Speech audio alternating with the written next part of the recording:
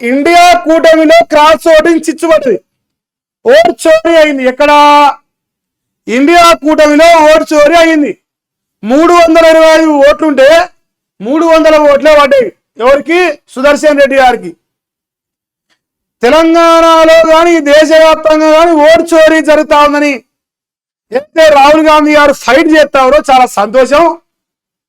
Vote చోరుల పైన first fight చేయాలి కాంగ్రెస్ పార్టీలో, లేదు ఇండియా కూటమిలో.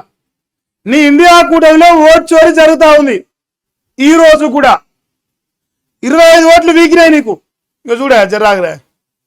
ఇంకో ఆప్తో పాటు కొన్ని పార్టీల ఎంపీలు ఎన్డీఏ అభ్యర్థికి ఓటేసారు. అంటే ఆమ్ ఆద్మీ పార్టీ ఓటు చోరీ అనమాట. ఆమ్ ఆద్మీ పార్టీ కాంగ్రెస్ పార్టీతో పొత్తు ఉంటూనే బీజేపీ నిలబెట్టిన సిపి రాధాకృష్ణ గారికి ఓడేదని వాళ్ళు ఒప్పుకుంటారు. అంటే ఓటు చోరీ జరిగింది కాంగ్రెస్ కూటమిలో.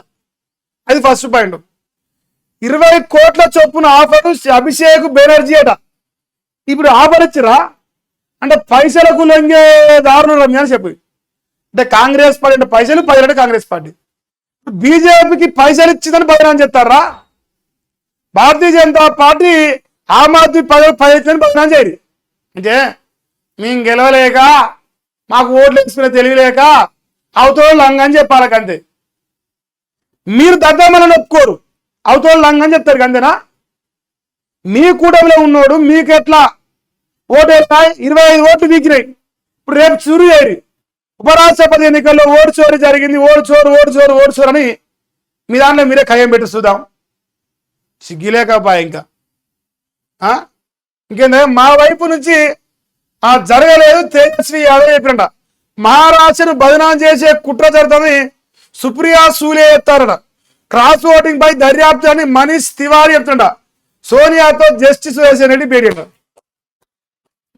జస్టిస్ సుదర్శన్ రెడ్డి ఏమనంటే మన కూటమిలో కయ్యాలున్నాయి అక్క, మన కూటమిలో ఏడివైనా కయ్యాలు ఉన్నాయి, మనమే తనుకుంటానని నాకు ఓటు వస్తుంది అక్క అని మరి సోనియా గాంధీ గారి పోయి మొరబెట్టుకున్నంట. మరి సుదర్శన్ రెడ్డి ఓడిపోయినాక మొరబెట్టుకున్నాడు గంతే. అలా జరిగింది. సింపుల్ గా చెప్పాలంటే గది.